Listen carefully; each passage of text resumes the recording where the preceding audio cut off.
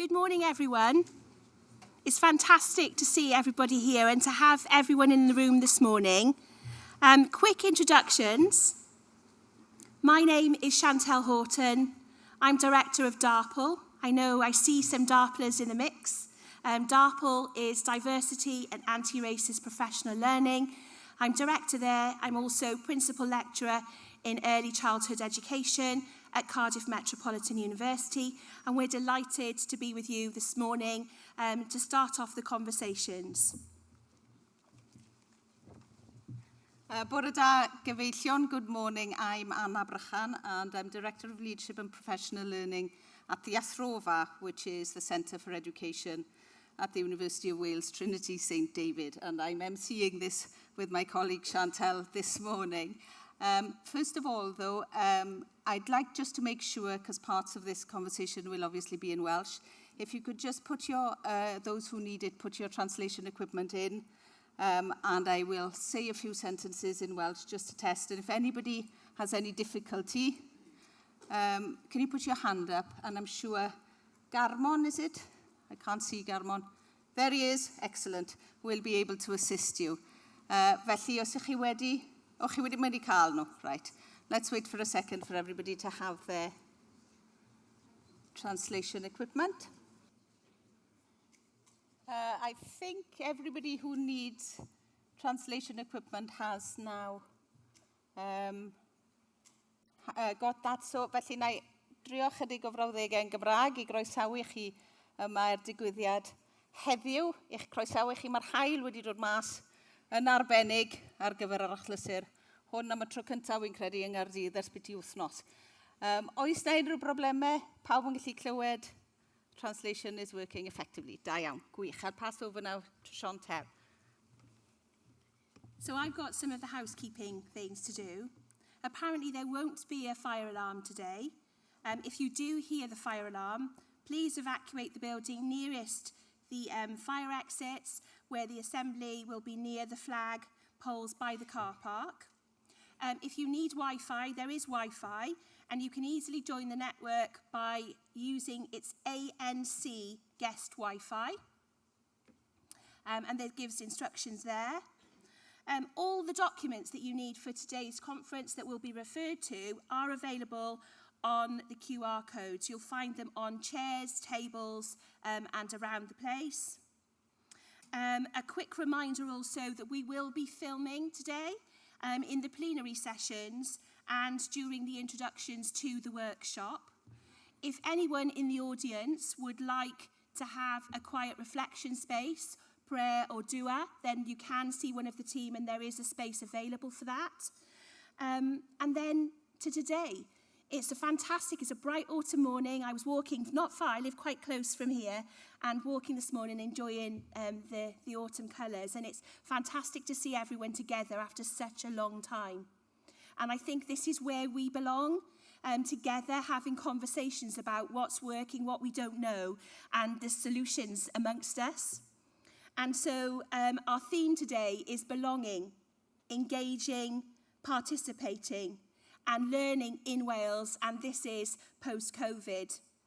I think that to be the nation that we strive for with intent in education, we need to move away from the usual legacy. And we need bold, agile leaders who bring and positively disrupt through creative, critical, equitable ideas. And it's great here to think about some of the conversations I've been involved in already over tea and coffee. But colleagues who feel able to say, this is hard, this is complicated, this is an opportunity. I'm not sure how we do that, but let's all learn together and make this possible. Within my work, within DARPL, Cynefin is the centre of our work. And whilst you're working in your leadership thinking today, I would like you to switch on all of the elements of your work. But from my perspective, I'm really interested in how you take your anti-racist leadership forward. It's fantastic to think about some of the key points that want to be picked up today. It's the first head teacher conference in person since 2019. It's significant and it feels fabulous having just a chat, if we take the chat out and think about conversation and the sharing of our work, our heart work. It's nice to see so many of you here, and really important that there are head teachers from across the spectrum in schools and colleges widely from Wales. We know how difficult times can be and how time is difficult to spare. So we thank you for taking time out of your week and out of your term to be here with us. And we really appreciate that you've made the time to come and be with us today. We're hoping that the content will encourage you to have positive conversations with each other, with everyone in the room, and share real, authentic, practical experiences, looking at how an engaging curriculum, our curriculum for Wales, which is being looked at from all over the world with envy, can help us in attendance. Short term then, and then learning in the medium and employability in the long term. For me, I think it's really important that we switch on the light in terms of my work. If we look around the room and we see the white space that we're in, we do need to be thinking about the diversity in our work. And I think that a long and hurried look at how we explore belonging is a really valuable space for us today. Over to Anna. Diolch yn fawr, Chantel. Cyn I ni symud jyst yn fras iawn, symud I groesawu'r gweinidog sy'n ymuno gyda ni heddiw, i'ch atgoffa chi mai hwn yw'r cyfle cyntaf ni wedi cael I gynnal un o'r cynadleddau yma yn y cnawd fel petai ers 2019, a'r tro cyntaf i'r gweinidog yma eich anerchu yn y grŵp arbennig hwn. Oedd sawl un yn gweithio fi tu fas gyda fach bod nhw wedi cwrdd â'r gweinidog yn ei ysgolion mewn cynadleddau eraill yn y cyfnod hwn hefyd. Felly, ni'n gwerthfawrogi bod chi wedi rhoi'r amser I ddod. Wy'n gwybod iawn bod hynny yn anodd, a ni wedi llunio diwrnod eitha prysur y gweinidog wrth gwrs I gychwyn, a chyfle wedyn I holi cwestiynau i'r gweinidog yn dilyn I araith rhai I chi wedi rhannu gyda ni'n barod, ond ni yn croesawu cwestiynau o'r llawr hefyd, felly cyfrwch bob cyfle I wneud hynny. Byddwn ni wedyn yn cael seibion bach am hanner awr wedi 11, a ni'n gofyn I chi fynd a'ch paned o goffi i'r gweithdy chi wedi dewis mynychu. Mae'r manylion ar eich bathodyn wy'n deall. Ac fel o Chantel yn dweud yn gynt, mi fyddwn ni'n ffilmio'r sesiynau heddiw, felly I chi gael gwybod hynny. Nawr, heb oedi ymhellach, lecen ni groesawu, ac I ni gyd groesawu, y gweinidog addysg ar iaith Gymraeg, Jeremy Miles Ianner, chni bore yma. Diolch yn fawr.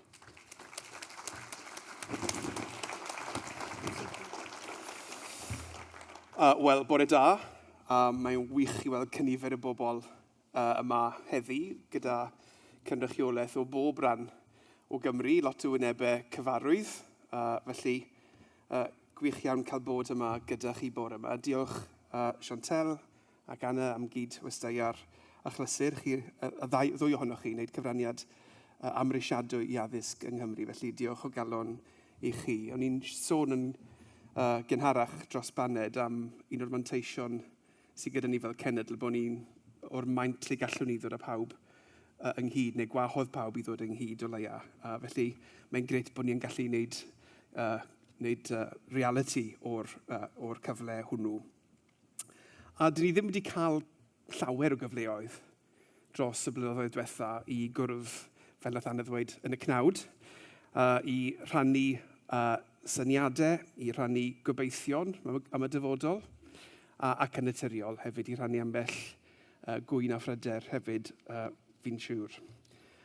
Ond mae'n bwysig I ni gyd wybod nad I ni ar ein pennau'n hunain yn hyn o beth.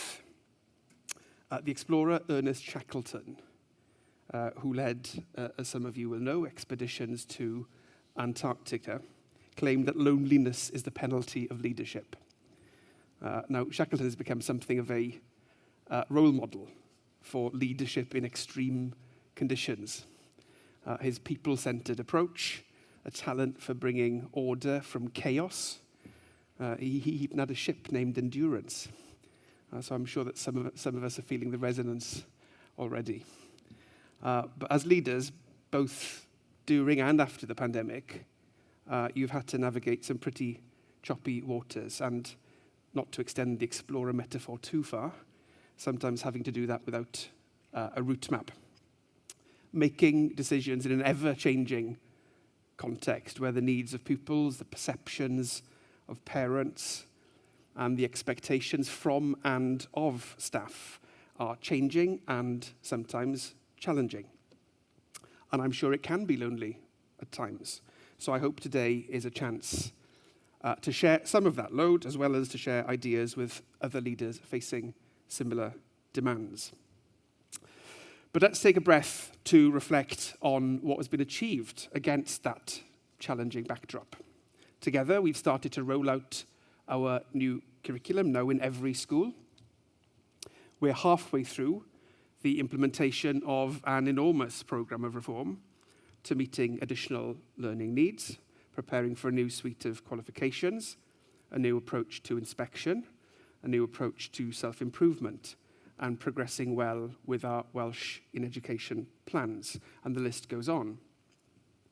And when I visit your schools and colleges, and when I speak to heads and principals one-to-one or in candid group discussions, despite the pressures of managing change, which touches almost all aspects of school life, I see huge levels of enthusiasm and positivity about the reform journey that we are all on together. And I see huge levels of creativity in responding to some of the challenges I spoke about a moment ago. One of the things which has struck me since I became Education Minister is that for each of the questions that we are looking to solve, there is a school somewhere that has found a solution, or at least a good part of the solution. And that's the creativity and the leadership that I'm talking about. And so often the task is to identify where that is and to make sure that schools elsewhere can learn from, adapt, and build on that. So I want to thank you all for your continued commitment to our national mission in Wales and for the energy which you all bring to our work together and to for your dedication to teaching and supporting our learners. And you're doing so at a time when there is a sense that not only are schools changing as a result of deliberate policy, but they're changing in different ways as a result of factors beyond the school. The most obvious still, I think, is the continuing effects of the pandemic. These have not gone away, far from it. Our very young children missed key developmental stages. Too much school time is missed by children and young people of all ages. Some children, and perhaps parents too, developed a different attitude towards school, different expectations coloured by that experience, different capabilities impacted by that experience.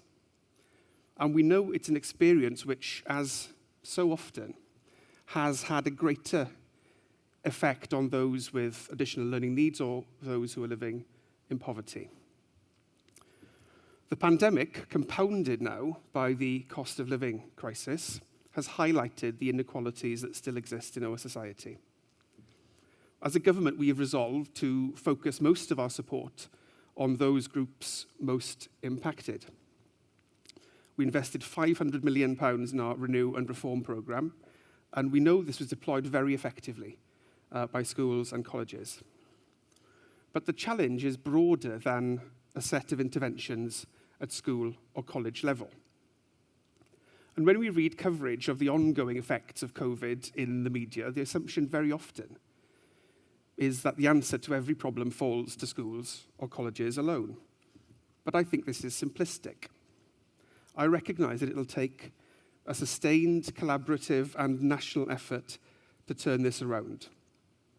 Schools and colleges are at the heart of this, but it can only be tackled in partnership.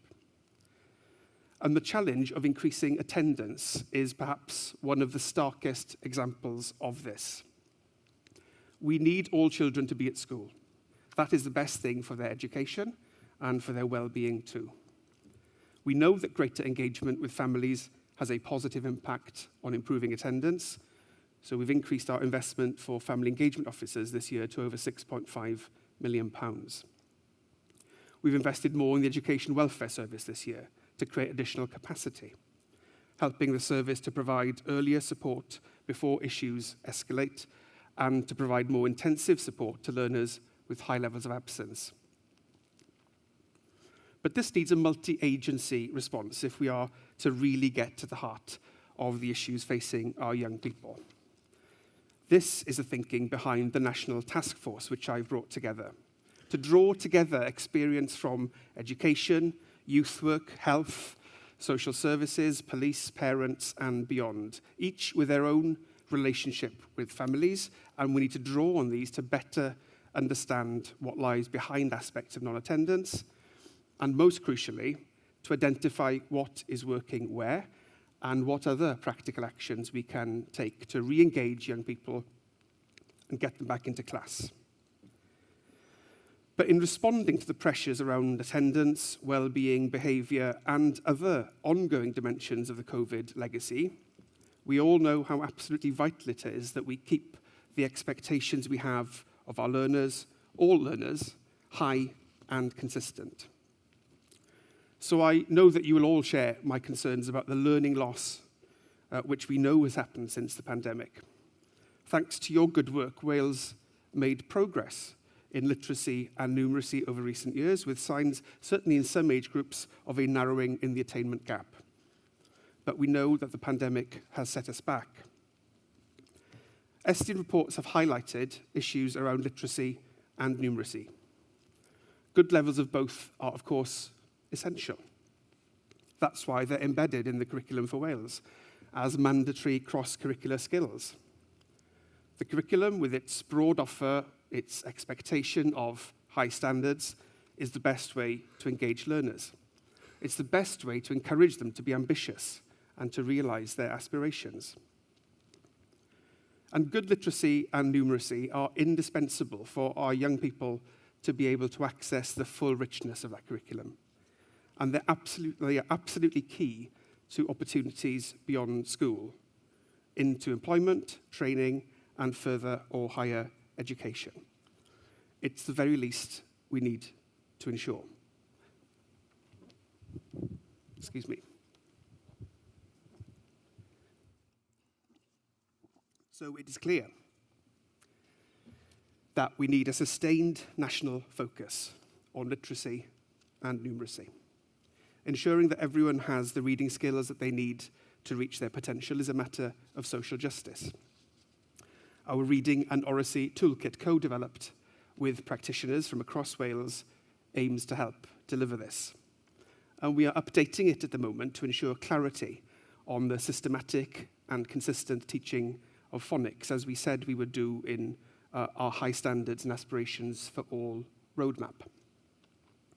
Alongside this, promoting a positive can-do mindset when it comes to maths is crucial. I know you all agree that we should have unapologetically high expectations for all learners. So to help achieve this, we will publish a mathematics and numeracy plan, which will, amongst other things, support teachers with a national offer of professional learning for maths skills across the new curriculum. And in the coming weeks, we'll be publishing a statistical report on national patterns in attainment in reading and numeracy to inform our efforts across our education system, using national level data from personalised assessments. This is about Wales-wide trends across our school system, so the information will not be published for schools, local authorities or regions. I want to make sure that personalised assessments are used for just that, rather than for accountability purposes. So this will be a candid look at the national picture. We're talking today as we approach the end of what I am sure you will feel is a long autumn term. When I speak to heads and to teachers in visits during this term, I'm always conscious that the pressures of workload and the accumulated effects of the job feel particularly acute. And building on the discussions that we had earlier in the year during our discussions around the industrial action, I felt it was particularly important that we could make progress in tackling workload.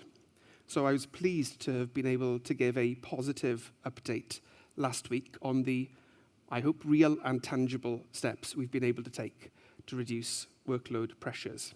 But I want you to know that this is very much a first instalment in that work, and that we are not going to reduce our focus on this in the coming months. And talking about the long autumn term, I want to talk to you as well about our plans to look again at the shape of the school year. When I started in this job, I said that I would do my best to ensure that every decision that we took would be guided by the needs of learners and their well-being, and a focus on narrowing educational inequalities. To do this, we must be open to new ways of doing things and not be afraid to make changes. And I've already spoken today about the many, many ways in which our schools and you as school leaders have recognised, embraced, and driven forward some of those changes.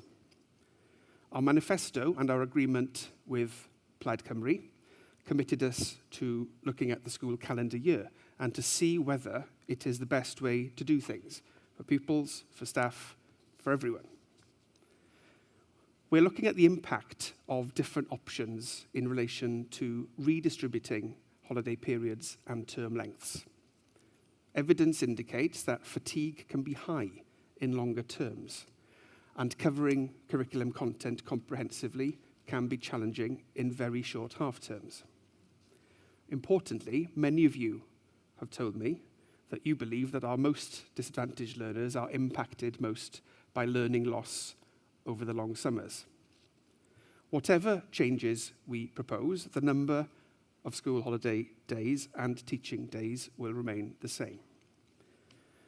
We'll be launching a public consultation very soon with different proposals for how we could reshape the school year to address some of these concerns, and I encourage all of you to have your voice heard when it's published. Before I finish, I want to address something which is uppermost in all our minds at the moment: budgets. High levels of inflation, alongside many years of austerity overseen by the UK government, has meant that we are all working to reduced budgets. It is not easy. You've obviously seen the in-year budget announcements we've made, setting out how money has had to be found from across the government. I can assure you that throughout this process, I've done absolutely everything to ensure we could protect frontline services. The funding that was released from within my budget has come from underspends in demand-led policies, such as university student maintenance support. We were able to avoid making direct cuts to school programmes or school and college funding, though of course I would ordinarily have planned to use those underspends and release them to schools and colleges later in the year. I've got to say to you that more difficult decisions will need to be made for next year's budget. As you know, the vast majority of school budgets come from local authorities. Therefore, protecting their budgets to protect your budgets is a key priority. I'll do all that I can to support you through budget decisions, through improvement programmes, and through collaboration. Working with our union partners, we are making good progress, as I said, on workload. We're looking to reform the way that we issue grants, simplifying the system, streamlining reporting, and providing local authorities and schools and colleges with more flexibility.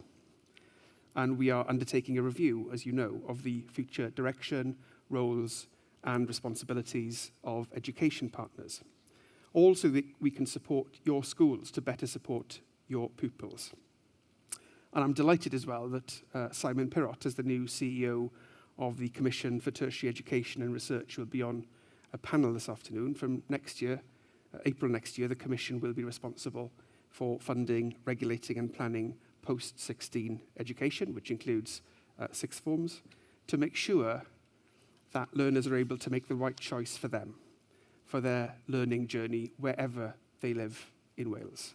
And fundamental to those reforms to post-16 education is the aim of encouraging collaboration across the sector to deliver for our learners.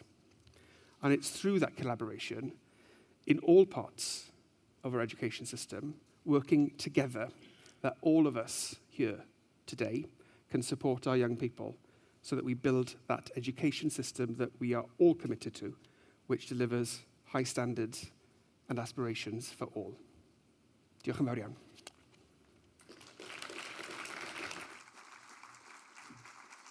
Iawn, sy'n mwy ddŵr. Diolch yn fawr, Weinidog. Thank you very much, Minister. As we were explaining at the beginning, sorry, I've got far too many glasses. We will now have a brief question and answer session. If you could keep some of your questions in readiness. We have got some submitted by your colleagues who may or may not be here. So if Jane Harris from Haverfordwest High is here, she's very welcome to ask her own question. But if she isn't, Maima. There you are. Would you like to ask your own question? It is perhaps inevitably, Minister, on budgets, which you touched upon in your speech, but there is considerable concern in the room, and I was listening yesterday, as I'm sure many of us were, to council leaders on the Radio Wales programme on Sunday morning, expressing their concern about what the next year will look like. But Jane will be able to put that in the context specifically of schools. Diolch yn fawr, Minister. As you quite rightly said right at the end of your speech to us, budgets are decreasing, and I'm probably feeling brave because I'm approaching the end of my career as a head teacher, but I'm concerned for my colleagues and how the Welsh Government are planning to support them in being able to manage their schools on that decreasing budget. I can speak from personal experience. I have no slack in my teaching availability within my school, and many colleagues across Pembrokeshire and across Wales are in the same position. So how will the Welsh Government going to support head teachers in the move forward, please? Well, Jane, first to say, I mean, I absolutely recognise the point that you're making. I touched on it in my remarks. I absolutely understand that school budgets are under pressure, council budgets are under pressure, our own budgets are under pressure as a government. So, there's no sugarcoating that. That is the reality.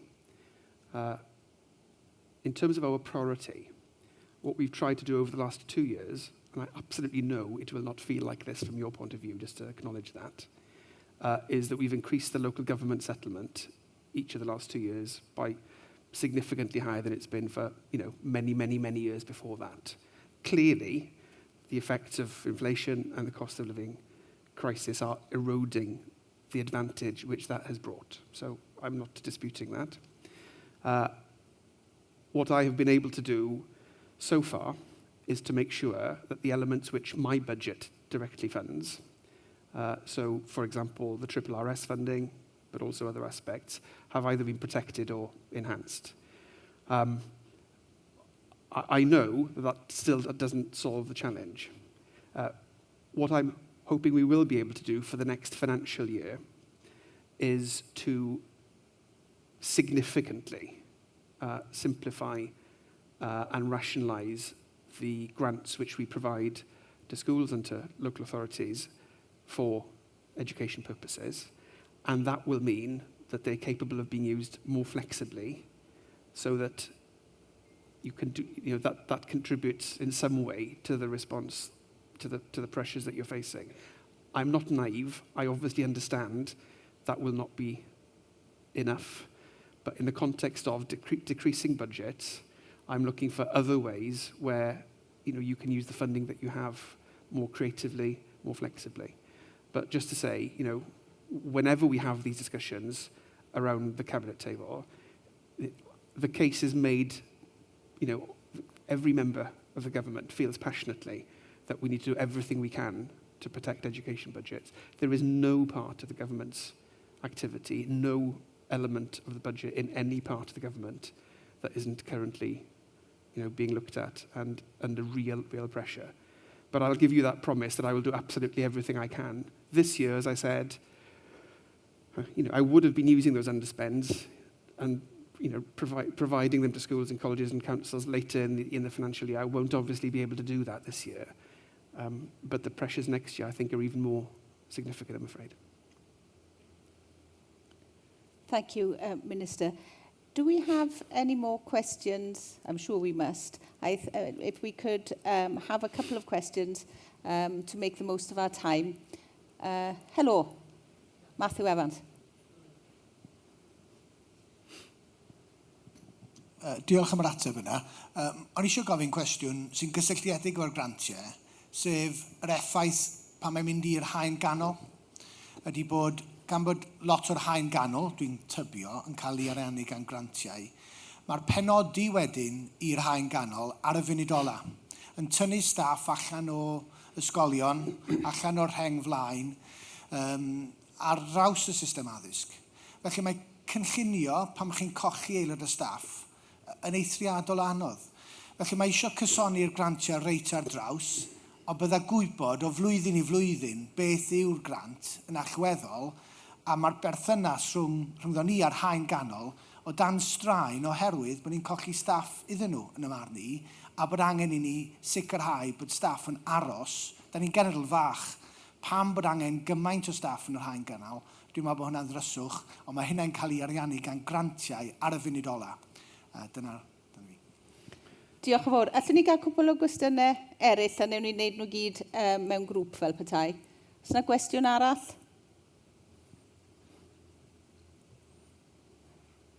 Draw fan hyn.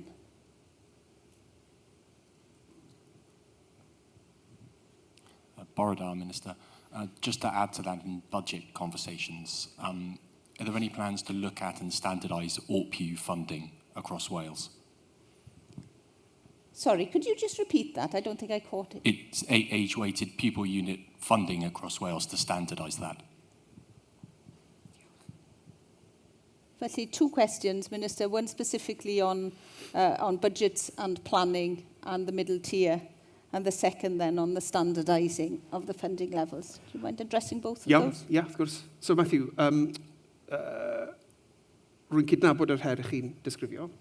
Mae'r grantiau gyfan gwbl yn dod o fewn o dan y chwyddwydr yma i weld sut gallwn ni wneud y peth yn fwy rhesymegol ac yn fwy hyblyg ac i gefnogi cynllunio yn y ffordd ych chi'n sôn.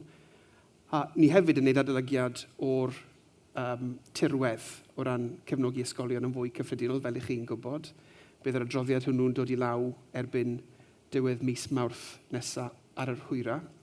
A mae hynny'n gydnabyddiaeth o'r holl newid sydd wedi bod yn system ni. Felly, pan mae cymryd y newid yn digwydd, mae rhaid edrych o bryd i'w gilydd a di'r gwasanaethau'r strwythurau, y trefniadau sydd ar waith yn ateb y galw heddi yn y ffordd roedden nhw pan gaethon nhw sefydlu. Felly mae trafodaeth dda yn digwydd ar hyn o bryd gyda elfennau o'r haen ganol, o'r cyrff sydd yn bodoli gefnogi ysgolion. Felly mae hwn rhan o'r darlun ar y cyfan. Byddwn ni'n gwybod mwy yn y flwyddyn newydd, ond rwy'n ffyddiog bydd argymhellion credigol yn dod allan o'r broses honno. Fydd yn ateb gobeithio rhai'r heriau chi newydd sôn amdano fe. I think it was Hugo there, was it? So,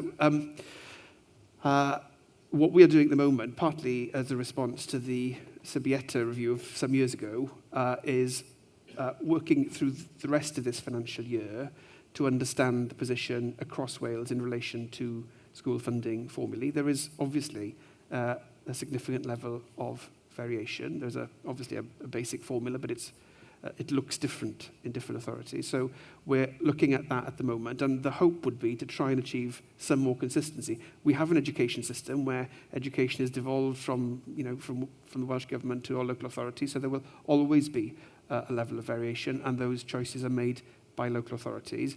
But I think it's right for us to look at how the formulae are working in practice and to see if there's more we can do to bring some more consistency to that. So that work is also happening in this financial year, so I'm hopeful we'll have some more to say about that in the new year. Could we have a microphone at the front here, diolch yn fawr? Thank you. Gethin Sutton from Swansea. I appreciate everything that you just said there. I do. And I understand that funding at a local level leads to local decisions. However, I'm also conscious, obviously, of the fact that we're in a period of great challenge.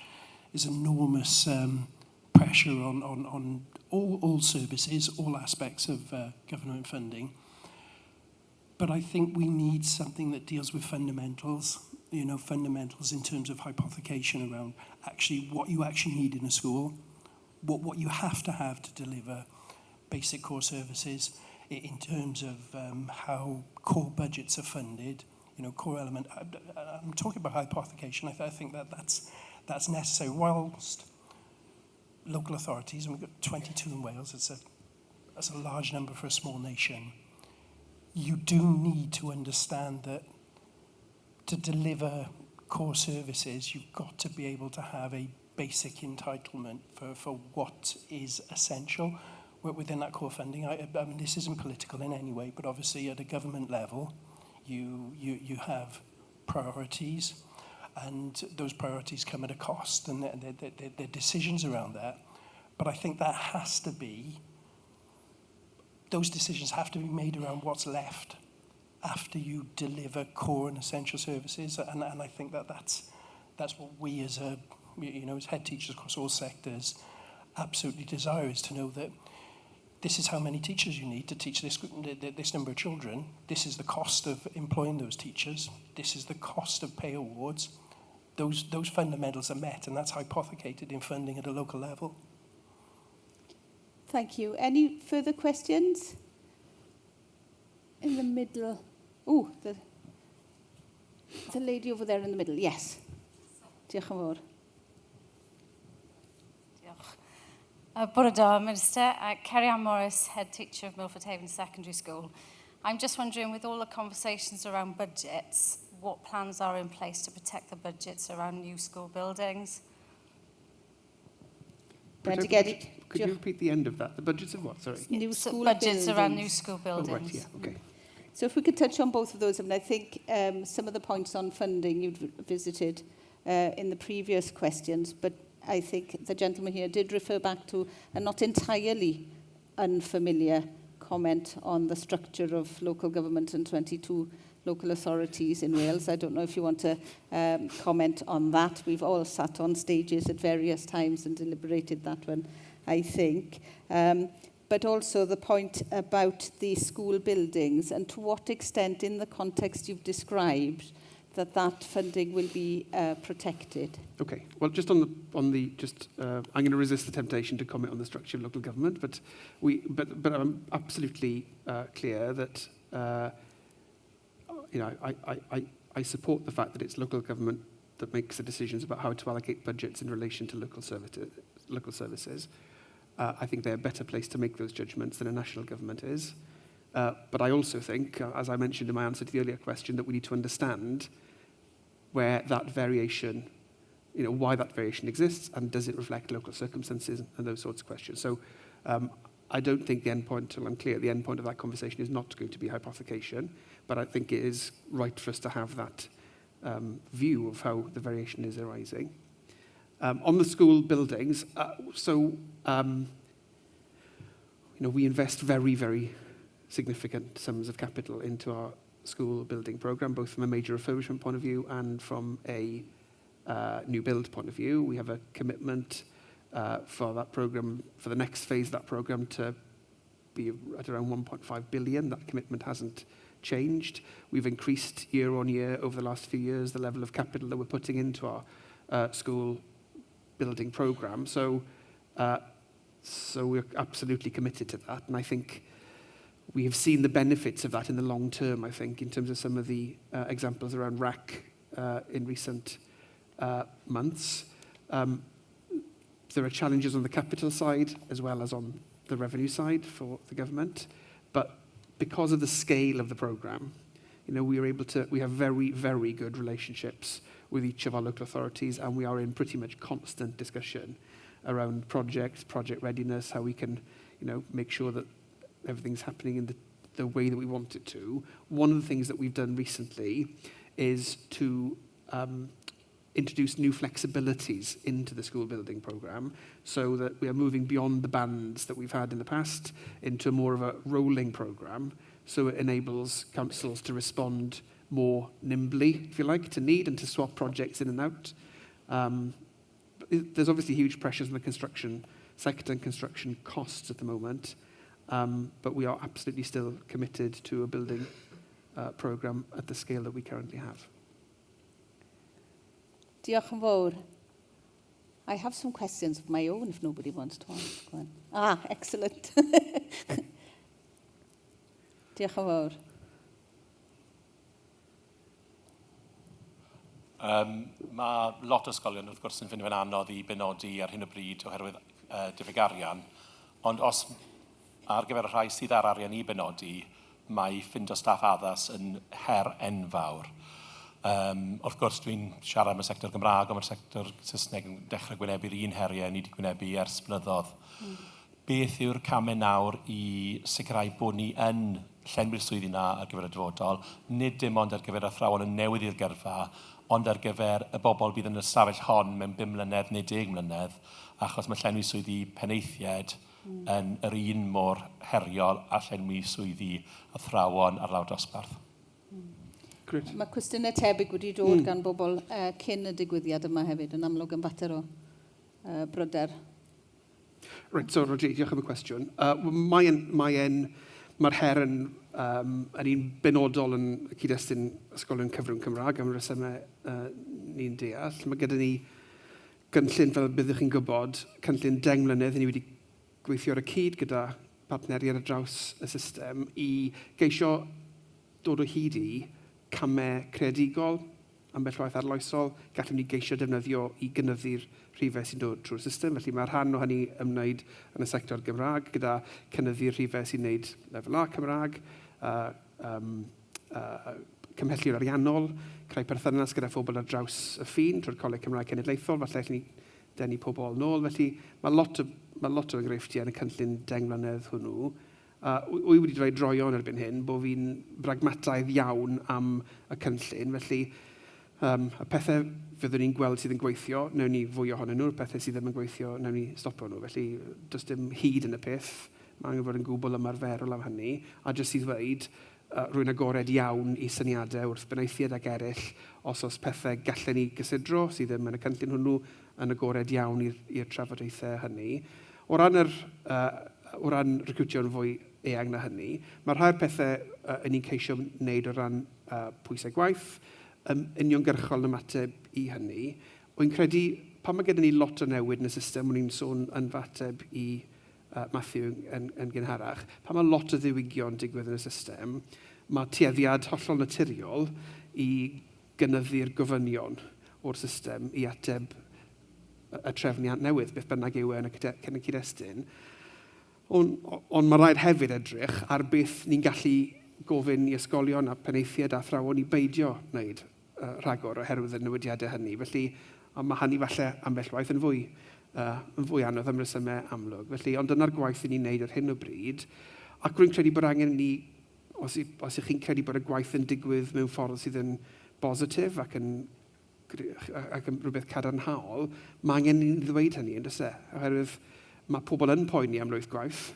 A os gallwn ni sicrhau bod ni yn wneud cynnydd yn hynny o beth, lleihau'r llwyth, mae angen wedyn danfon y neges honno hefyd I pobl sydd yn meddwl am dyma i'r proffesiwn. Diolch yn fawr.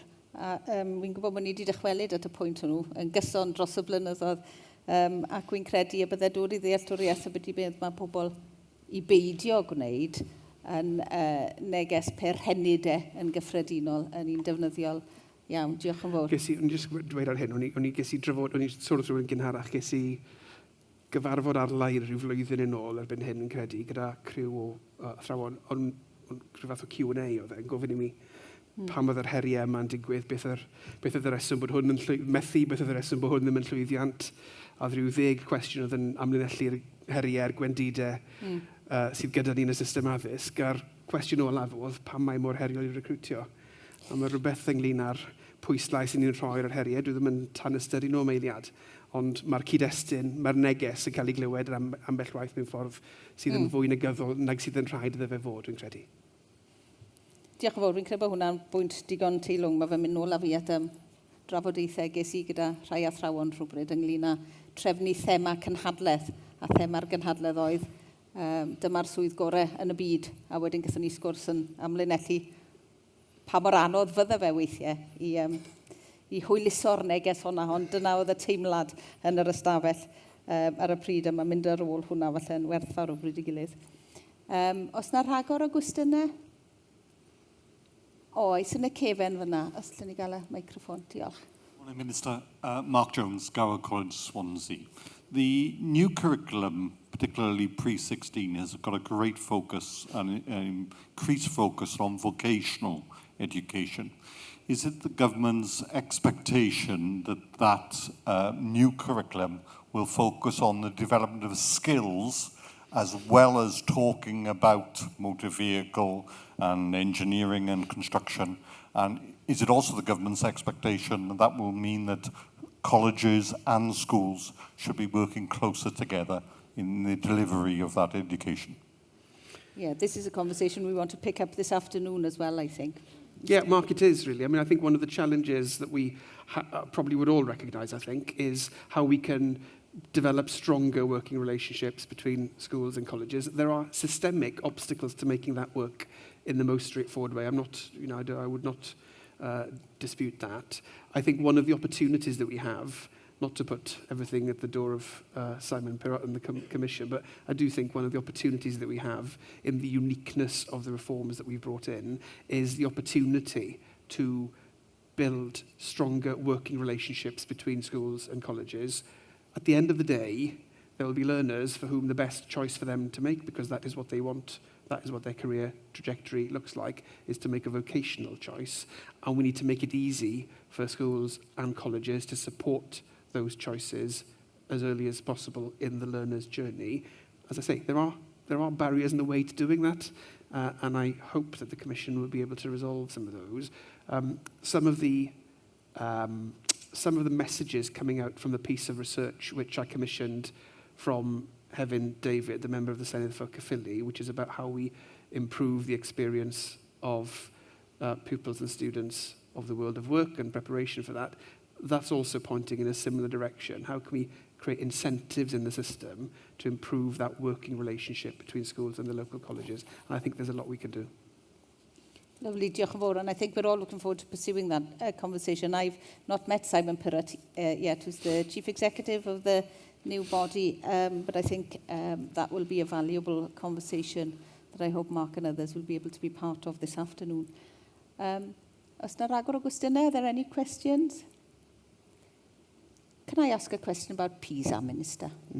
Because I'm aware that the PISA results come out at the beginning of next month.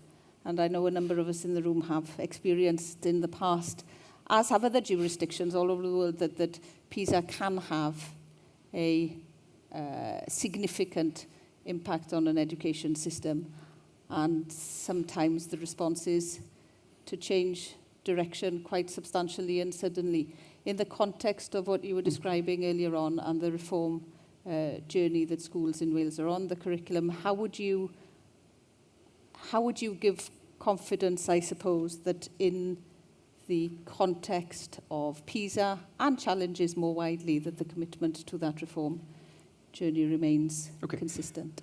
Okay, so the obvious point to make is that this cohort of learners who've taken PISA have not benefited from the new curriculum for Wales, and the curriculum for Wales is informed by learning internationally, including from the OECD, about how you can develop the best possible school system. So there is no connection between the two for this cohort. It would be the wrong thing to do to change direction in relation to whatever the PISA results are. I obviously don't know what they'll be. One of the frustrations of the job is that you know these results are coming and you don't know until everybody else knows what they're going to be. I should say, it's the same cohort of young people who are doing, who've done PISA as did the maths GCSE this summer, and the results were perhaps not what we would have wished to see across the system. So I hope that isn't a signal, but that is information that we have. And what Estyn has told us, but also what we are seeing from a national trend around the personalised assessment, is that in numeracy and literacy there are also challenges, and those obviously are some of the domains which PISA is testing. But, those things are absolutely not incompatible with the curriculum for Wales. Obviously, as I said in my speech, they are absolutely embedded in the curriculum. And in fact, you can't enjoy the full richness of the curriculum without having good standards of literacy and numeracy. So I think all of those things are pushing in absolutely the same direction. Diolch yn fawr.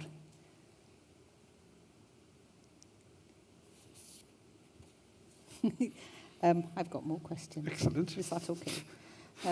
I was intrigued in the context of that answer as well, that you mentioned in your speech a new support, I can't remember the title you gave it, around maths. Can you expand a little bit more? I was intrigued by that reference. Yeah, so I'll be publishing that in the next few weeks, possibly next week actually. And some of it is about providing additional resources to schools, but also critically professional learning opportunities to teachers. So, as I say, that's kind of response to what we've discovered from the themes in the personalised assessments. We'll publish more about that next week or the week after. We look forward to that, I think. Diolch yn fawr. There's a lady in the front there. Oh, ar hwnna, sorry. Nes I ddim gweld. Shall we, we'll get both questions and Minister, if you wouldn't mind answering them both at once. Helen Jones, head teacher at My Stake School. I recognise and thank you for the comments you made about lack of equity still in the system. And in reference to the comments you've made about literacy and numeracy test results being published, there's a significant challenge for schools who are expected to reach a certain stage by the time our children leave at 16 with qualifications, with little recognition made to the starting point. Are there plans to address the disconnect, apart from the statutory obligation to work on transition plans with primary schools? Are there plans for Welsh Government to address the disconnect that is currently existing between primary and secondary sector, with a high level of accountability that are expected to get at age 16? And then that recognition of sometimes a very low starting point when they on intake into year 7. So there's a significant gap that we need to close. Thank you. And the question over here as well, please. Thank you. It's Hugo Hutchison, Monmouth Comprehensive. I neglected to introduce myself beforehand. I wonder whether, what detail you've looked at in terms of Scotland's curriculum for excellence and the well-documented issues that they've been having with their sidelining of disciplinary knowledge and their focus on generic skills. How do we in Wales, with Curriculum for Wales, avoid the pitfalls that they've fallen into? Lovely, thank you very much. So the two questions. One about the starting point and how then do we measure the success of a school at the end point without giving significant, sufficient recognition possibly of the starting point. And the second question is essentially, have we learned from the Curriculum for Excellence? What should we have learned? And are we sure that we've done it? Mm-hmm. Okay, so on the first question, I mean, what we are engaging at the moment is how we develop across the system a suite of information, data, indicators which reflect the curriculum. Obviously, we reintroduced the 2019 measures so that we have data in the system, but that is not going to be obviously the end of the story. We are now in a phase of co-construction with heads and other partners about what that information, ecosystem, if you like, can look like. So we'll be very interested in having a discussion with you about exactly the sort of thing that you've identified. I think the practical contribution which the curriculum makes, I think, is the increased focus on cluster working and how that can tackle some of the transition challenges that are absolutely in the system. I was at a cluster event recently, and it was a room this size that was filled with teachers and teaching assistants from all schools in the local authority area, and they were sitting in mixed tables.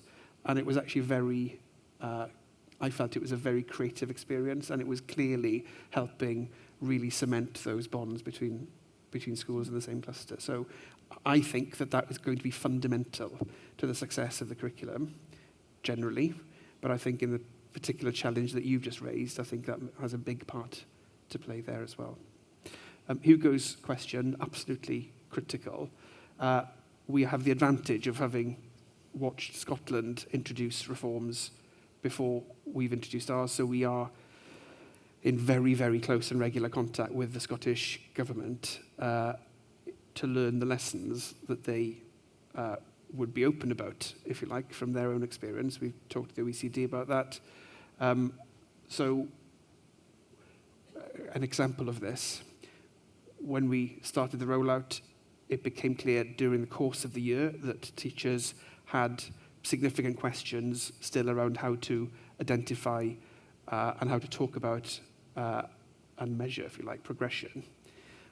This was something which we knew was a challenge in the way in which Scotland had introduced its own curriculum. So we were already working at that point on how we can describe progression on a system-wide basis.